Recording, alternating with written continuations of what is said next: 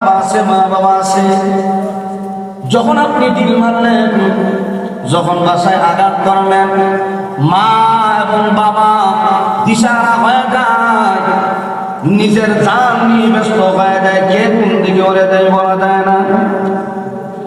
ঠিক মানুষগুলোর অবস্থা এমন হবে। আল্লাহ রাব্বুল আলামিন বলেন, ও হাবিব আমার, ইয়া আইয়ুহান নাস ইত্তাকু রাব্বাকুম ইন্না জালজালাতাস সাআতি শাইউন আযীম। আল্লাহ রাব্বুল আলামিন বলেন, হে মানব জাতি, আমি আল্লাহরে ভয় করো। ইয়া আইয়ুহান নাস ইত্তাকু রাব্বাকুম, তোমাদের রবকে ভয় করো। ইন্না জালজালাতাস সাআতি শাইউন আযীম, কারণ হইল ভয়ঙ্কর ভূমিকম্প। এই ভূমিকম্পটা ভয়ঙ্কর আকৃতি ধারণ হবে। জমিন যখন কাঁপতে শুরু করবে, মানুষগুলি বরদাস্ত করতে পারবে না।